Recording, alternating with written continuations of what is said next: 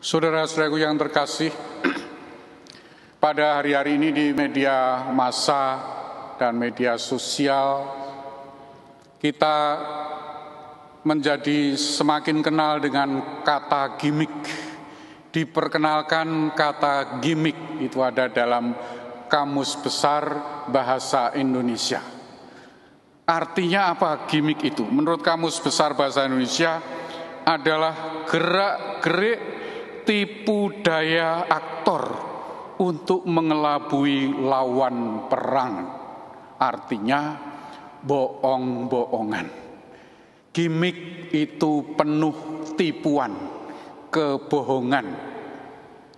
Di dalam bahasa kerohanian sering kita mendengar roh jahat yang tampil sebagai roh baik.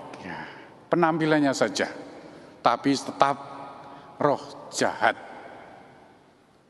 Maka kalau Anda mendengar orang-orang tertentu suka pakai gimmick dengan kartun-kartun, gambar-gambar yang sekedar polesan kebohongan, itulah maksudnya gimmick, artinya tipuan, kebohongan.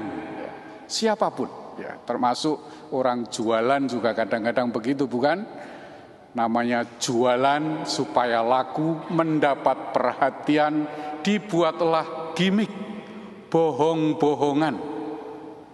Tidak ada kebenaran di dalamnya. Orang yang tidak jujur, orang yang buruk, orang yang korupsi ditampilkan sebagai orang yang kelihatan baik, kelihatan bagus, kelihatan menarik. Itulah artinya gimmick. Di masa pemilu ada caleg, capres, cawapres yang sebenarnya busuk, buruk, ditampilkan sebagai orang yang baik. Ini yang bikin orang lalu jadi bingung, dan itu memang maksudnya ya, untuk membuat orang bingung. Saya bukan mau bicara politik dan kampanye, tetapi inilah yang ditampilkan oleh orang-orang Farisi yang busuk, artinya korup, tidak jujur, tidak mengakui fakta, tetapi mau tampil sebagai orang baik-baik, orang saleh. Maka menjelek-jelekan orang yang baik, orang yang jujur, orang yang tidak korupsi, orang yang tidak menipu, orang yang membantu banyak orang, seperti Yesus ditampilkan sebagai orang yang kerasukan iblis. Ya.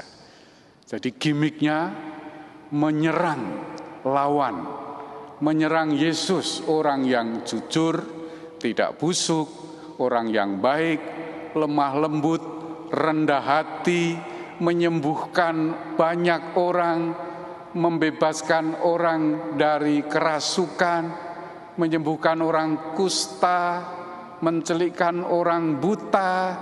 Tapi oleh orang-orang Farisi yang munafik, yang memang menekankan gimik, disebut sebagai orang kerasukan setan. Mereka cirinya adalah busuk, tidak jujur, artinya tidak mengakui fakta, kemudian sombong dan keras kepala.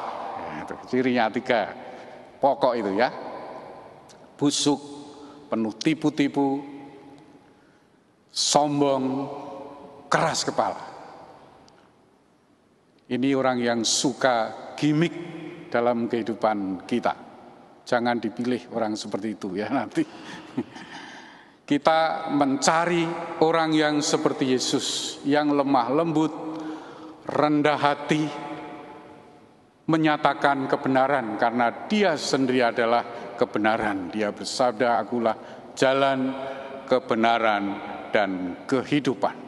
Saudara-saudara terkasih, sama seperti halnya di dalam bacaan pertama, orang-orang Yebus dengan sombongnya, keras kepalanya, menghina Daud, utusan Allah untuk menyelamatkan Israel, yang membela kebenaran dengan mengatakan sesuatu yang buruk.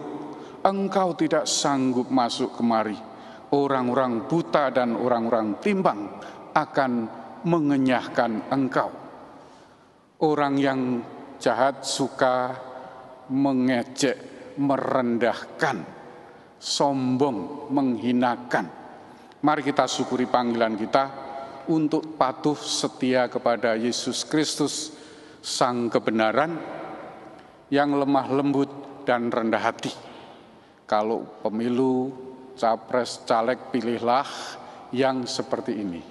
Lemah lembut, rendah hati, tidak sombong, tidak keras kepala, tidak korupsi, tidak busuk. Yang mana itu silahkan cari sendiri. Tapi itulah gimik. Jangan ikuti yang gimik, karena gimik adalah kebohongan. Kita buka itu semua dan kita tolak, karena Tuhan Yesus tidak suka kebohongan, tidak suka keras kepala, tidak suka kesombongan, karena itu berarti menolak Roh Kudus, dan dosa menolak Roh Kudus itu tak terampuni, kecuali suatu saat menerima Roh Kudus lalu bertobat, mohon ampun pada Tuhan, akan diampuni. Tuhan memberkati.